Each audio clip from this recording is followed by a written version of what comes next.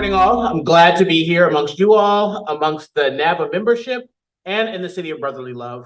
And since it is a Sunday, go Birds. I do want to share a little bit about myself and specifically what led to my interest and ultimately research into the flags of fraternal organizations. So my work is in student affairs, where I have either indirectly or directly worked with fraternities and sororities for nearly 2 decades, including my primary role since 2013, being a campus-based fraternity and sorority advisor. During that time, I've also been a member of AFA, the Association of Fraternity and Sorority Advisors, which is a professional association with a commitment to enhance the fraternity sorority experience, with membership comprising campus-based professionals, fraternity and sorority headquarters professionals, and others who serve the industry. I'm also a fraternity man myself. I am a member of Lambda Chi Alpha since 2006. And most recently, I became a member of Phi Mu Alpha Symphonia Music Fraternity of America in 2022. Both of those organizations do have flags that you will see in this presentation. So for me, this research is a combination of my vocation and my avocation, bringing my interest in flags into my work with fraternities and sororities. I've long known that fraternities and sororities have flags, but how is that similar to, or perhaps different from, flags used by other entities? Lastly, up top, I do want to note that I may use fraternities and sororities, or fraternal organizations roughly interchangeably. But also that in each case, I'm speaking primarily about collegiate organizations. There are, of course, fraternal organizations that exist beyond that scope. For example, I know we've got an opportunity tomorrow at the Masonic Temple here in Philadelphia, so Masonry is a big part of that. But the focus of this particular study was on collegiate, primarily Greek-lettered organizations. So with that in mind, I want to lead with a bit of a crash course on fraternities and sororities. So what we know now colloquially as Greek life began in the long shadow of the Declaration of Independence, as Phi Beta Kappa was founded in December of 1776 at the College of William and Mary in Virginia. Nowadays, most know Phi Beta Kappa as an honor society, often one of the top honors bestowed upon most graduates. But for the first 50 years of its existence, it functioned as a fraternity, much in the sense that we know them today. The era of what we know as the modern collegiate fraternity began in 1825 with Kappa Alpha Society, regarded as the first social fraternity in continuous existence as such was founded. Later in the 19th and early in the 20th century was a golden age for both collegiate and extra-collegiate fraternities developing in the United States.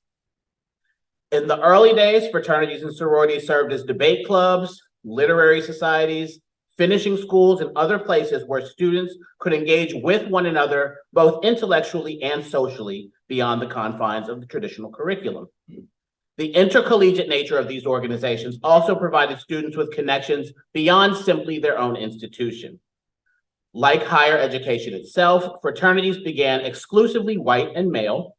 The first sororities came into being in the mid-19th century, and in the early 20th century, we saw the first organizations founded for and by Black students.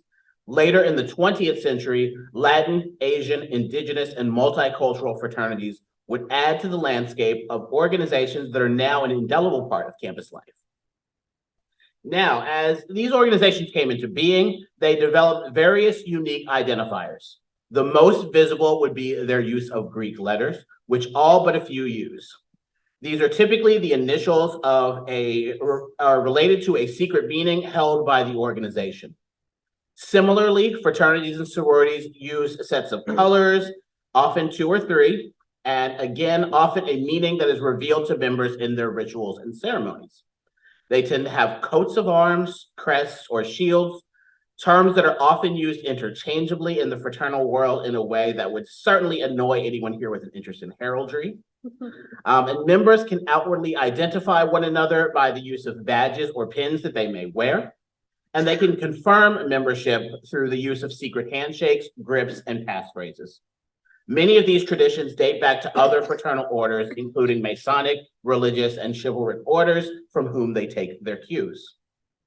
So among these, you will hear a mix of exoteric and esoteric identifiers, things that are visible to all and those that are known only to initiates.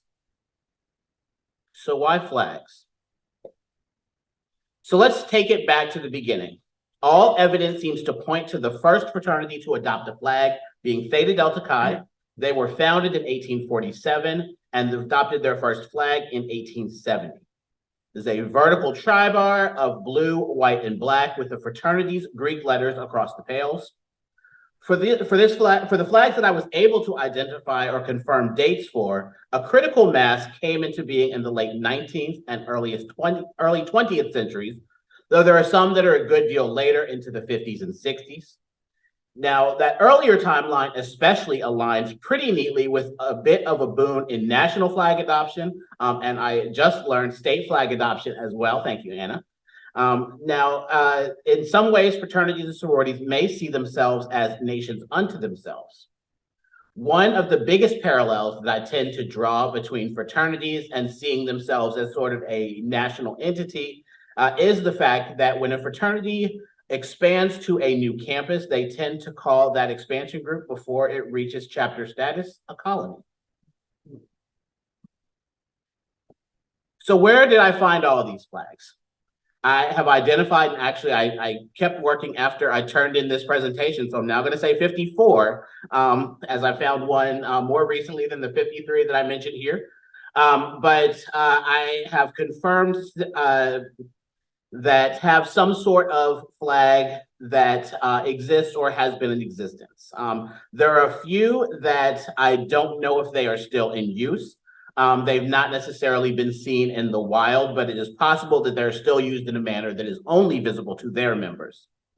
I've had quite a few sources. Flags of the World does have a subpage for fraternity and sorority flags, and I've actually been able to submit some of the things that I found through this research to that as well. There is also the Baird's Manual of the American College Fraternity, which has essentially, through the years of its publication, served as functionally the encyclopedia of collegiate fraternal organizations. The biggest editions of it that I used were the 10th edition, which was published back in 1923. And then the 20th edition was the most recent published in print. That was 1991, the most recent one put out in physical form. I was also able to use and in some cases cross-reference with fraternities' websites and other media. There's also fraternity retail spaces that helped. There's retailers like somethinggreek.com, greekgear.com, pretty much anybody who will sell you, a letter shirt or various other insignia that fraternities and sororities use. Now, when I did those, I did also confirm those with some of the other sources that I mentioned. I was sure to cross-reference because there were some that I was able to exclude in that fashion. Upon further inquiry, there were those that just had the letters or colors on a banner. Or maybe the fraternity crest used in a way that could not be corroborated anywhere else. And so it's worth noting, however, that there are some that actually is their style, and you'll see some of those as I continue in the presentation. It's also notable that of the 54 flags that I've identified, 42 of those are fraternities that are or were affiliated with the North American Interfraternity Conference, or NIC.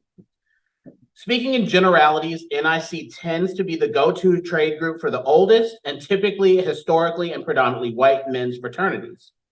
Of the remaining 12, 6 were sororities of the National Panhellenic Conference, which governs 26 nationally, predominantly and historically white sororities, and 6 were fraternities or sororities specific to an interest, a discipline, or a field of study, like my own Phi Mu Alpha Symphonium. I looked at the flags in the context of good flag, bad flag to see how they stacked up. And most do tend towards the good side of things, adhering to most, if not all, of the guidelines. Just as a quick refresher of the text, I know the folks in this room know well. For all I know, somebody's got the tattoo. But the design should be simple, use meaningful symbolism, 2 to 3 basic colors, avoid lettering or seals, and be distinctive or related. So let's take a look at these through that lens. Each of these passes those guidelines with flying colors, pun fully intended. On the top left is Phi Kappa Psi, which has a simple vertical tribar of cardinal red and hunter green. The top right is Delta Kappa Epsilon with a tricolor of blue, gold, and crimson, charged at the center with a black rampant lion.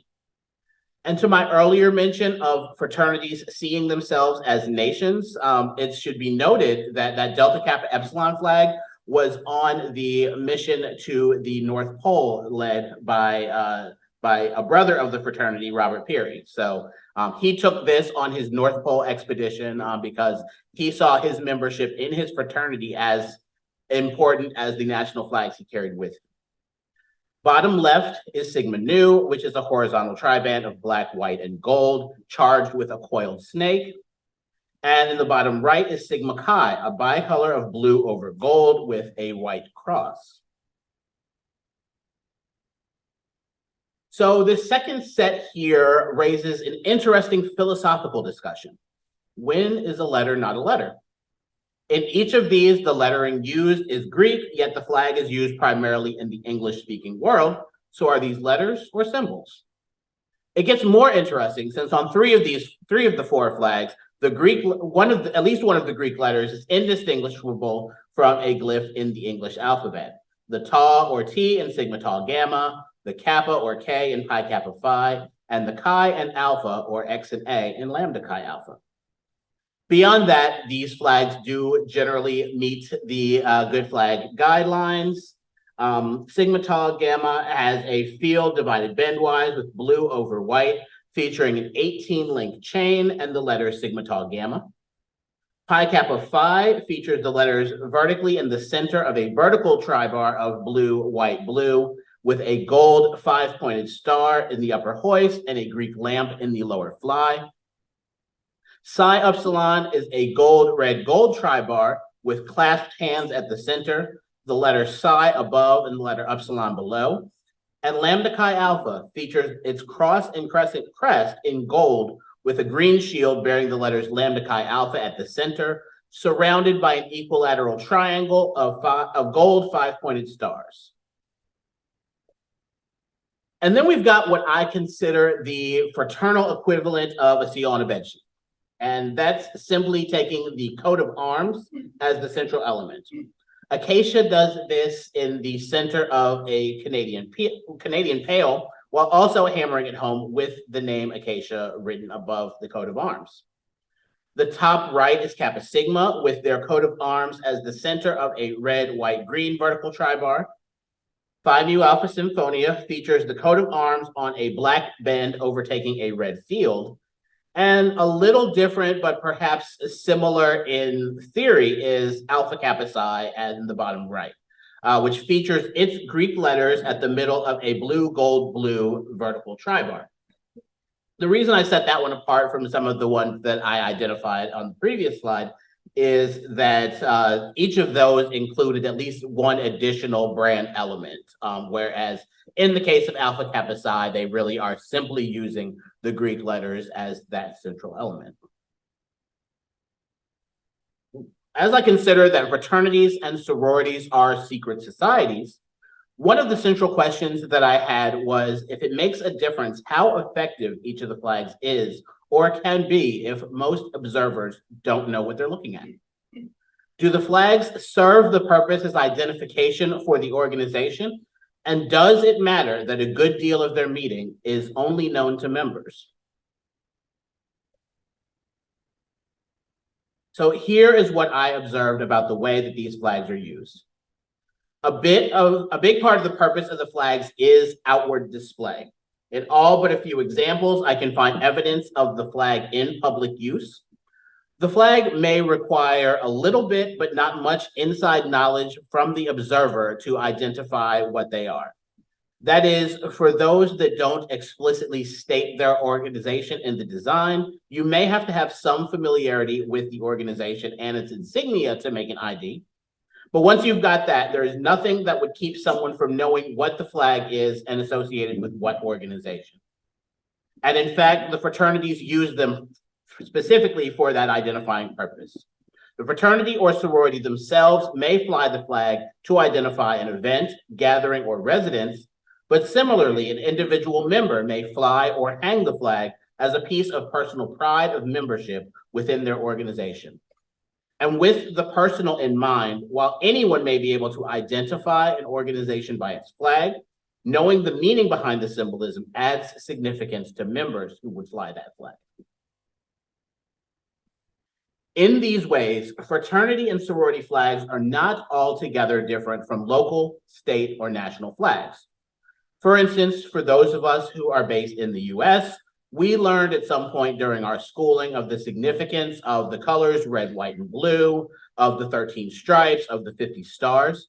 But that doesn't mean there aren't people all over the world who would know that that's the flag of the United States, even with no knowledge of the meaning. In fact, each of us has encountered flags that we can identify, but don't necessarily know all of the symbolism behind.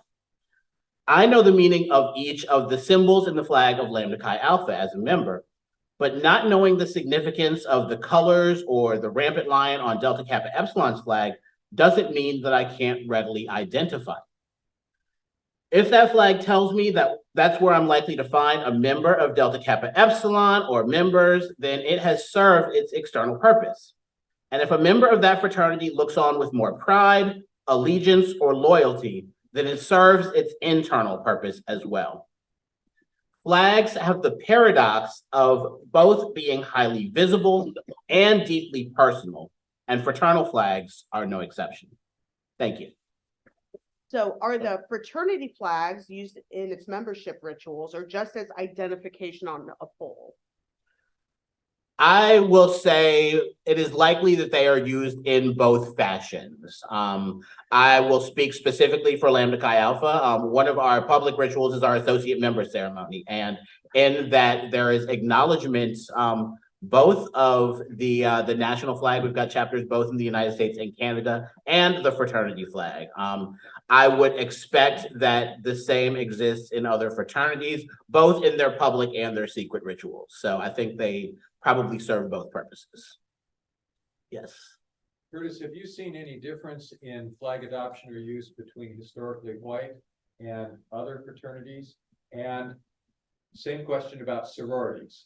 Yeah, so the overwhelming majority of the flags that I have encountered have been historically white fraternities. And I haven't in terms of evidence for any organizations beyond that, either historically Black, Latin, Indigenous, or multicultural organizations, I have not seen confirmed evidence of flags in those organizations. Now, there are a few where there is evidence. I'll point to the fact that Flags of the World has a flag that it identifies as Omega Psi Phi Fraternity Incorporated, which is a historically Black Greek letter organization.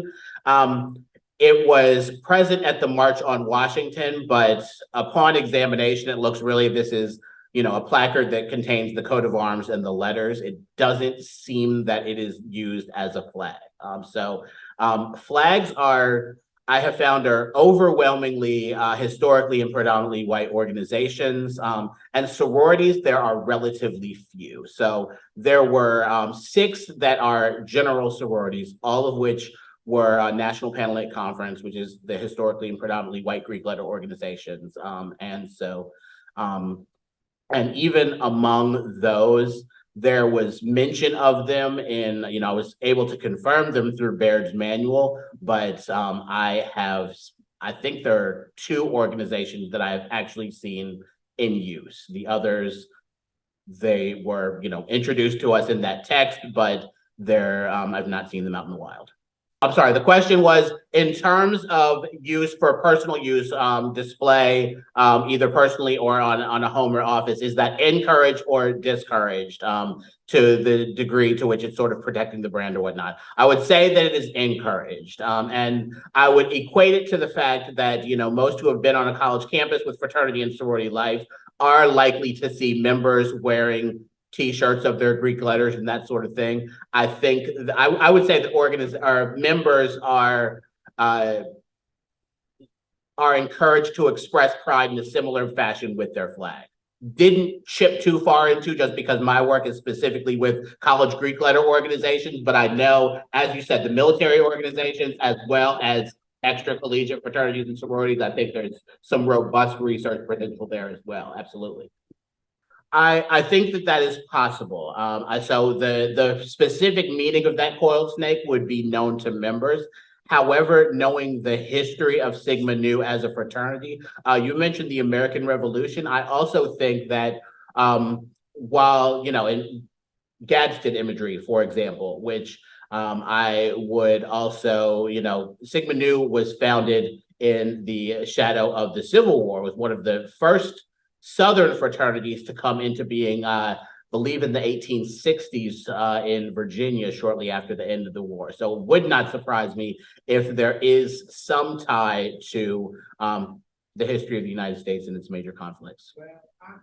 Absolutely. And I would add to that often among their founders, they may include Freemasons. They may also include folks who were just previously in service to those military conflicts. And so some of the military esprit de corps, I think, finds its way into fraternity flags as well. Excellent. Thank you for sharing that. Just as a restatement, and forgive me, I'll sort of shorten a bit because you shared more context. But the flag of Estonia began as a corporate flag in 1881, was it? And so that is the flag that has endured as a national flag there, which I think is a fascinating origin. So thank you for sharing that.